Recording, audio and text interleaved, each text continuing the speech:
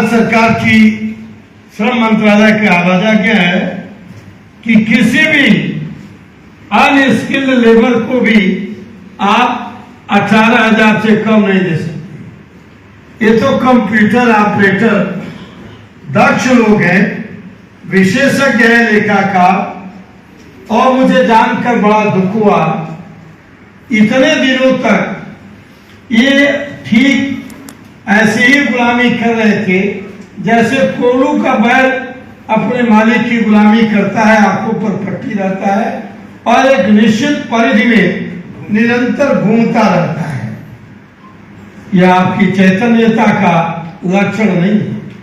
अपने हक के लिए लड़ना संसदीय जनतंत्र में आपका अधिकार है। भारत का संविधान के अनुच्छेद 21 आपको अधिकार देता है गरिमापूर्ण जीवन जीने का अधिकार। गरिमापूर्ण जीवन जीने के लिए ये 9,615 रुपया कंप्यूटर ऑपरेटर को और सहायक लेखाकार को 10,621। ये नाइंसाफ भी है, ये अन्याय है, ये अनीति है, ये अधर्म है। मैं आप सबसे कहूंगा, अन्याय के खिलाफ, अनीति और अधर्म के खिलाफ आपको अर्जुन की तरह गांधी उठाना होगा। महाभारत में कृष्ण ने कहा, जब अर्जुन महाभारत के युद्ध में खड़ा हुआ तो देखा सामने पितामह है, हमारे भाई हैं, हमारे काका हैं, हमारे मामा हैं।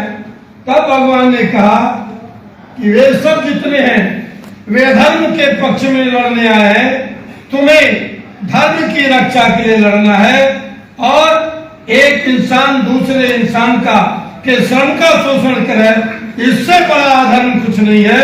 इसलिए आपको कहता हूं कि भगवान कृष्ण के महाभारत में दिए गए उपदेशों को आत्मसात करो और संघर्ष के रास्ते पर आगे बढ़ो।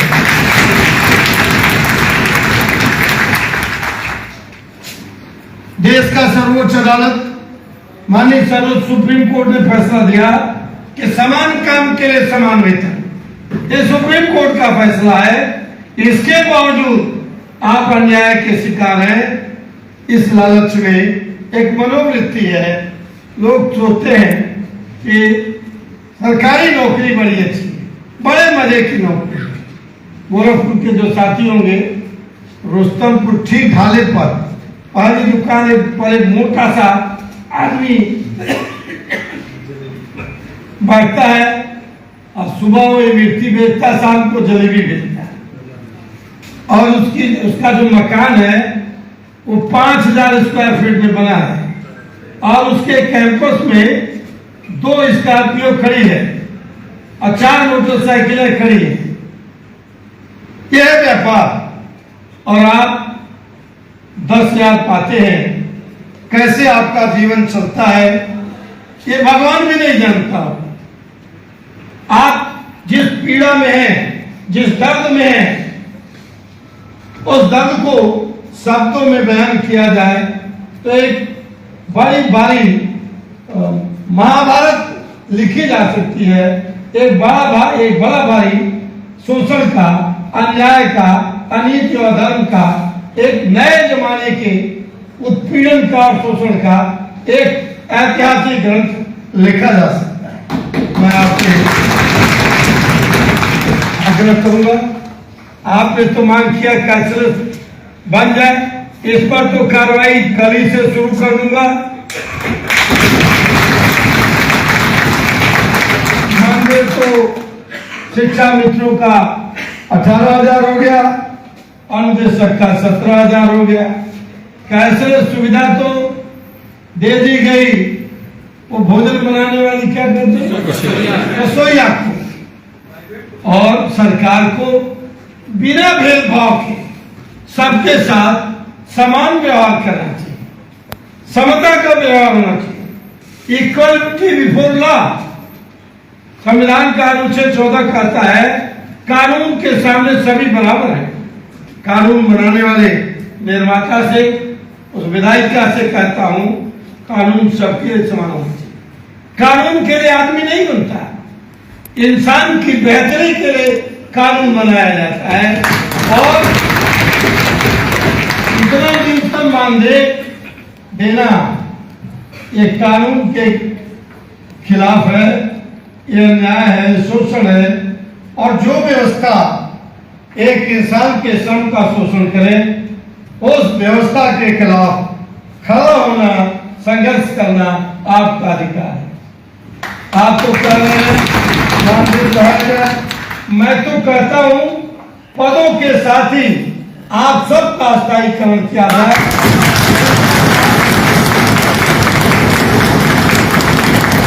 कंप्यूटर ऑपरेटर और लेखाकार सबको उनके पदों के साथ स्थायीकरण किया जाना चाहिए। मांगे आप 18,000 पा भी जाए तो आपका कुछ नहीं भला होगा। मैं जानता हूं शाम को जब आप बिना सब्जी लिए जाते होंगे तो बीवी खून के आंसू रोती होगी। तो सरकार से कहूंगा कानून के लिए सभी समान होना चाहिए। संविधान में व्यवस्था है, उसका आदर किया जाना चाहिए। और सभी कंप्यूटर ऑपरेटरों के साथ, लेखाकारों के साथ समता का व्यवहार किया। अब आप कमजोरी जानिए, पिछले 15 वर्षों से सड़कों पर कोई निकला नहीं अपने हक के लिए। मां जब तक बेटा रोता नहीं, जब तक बच्चा रोता नहीं, तब तक मां भी अपने जाया बच्चे के दर्द को नहीं समझती। इसलिए अपना दर्द सुनाने के लिए, अपनी पीड़ा सुनाने के लिए आप जैसे एक नवजात शिशु अपनी मां के साथ करता है, वैसे ही आपको हुक्मरानों के साथ करना चाहिए। ये मेरी आपको सलाह है। जो मांगे हैं इनको मैं मजबूती से सरकार के सामने रखूंगा। मैंने अपने मन की बात बता दिया है। और अजय बाबू ये बात कहे, हमें लगता है आप वो बात समझ नहीं पाए। देश में यदि व्यवस्था के खिलाफ प्रतिरोध की राजनीति मर जाएगी तो देश का लोकतंत्र भी समाप्त हो जाएगा।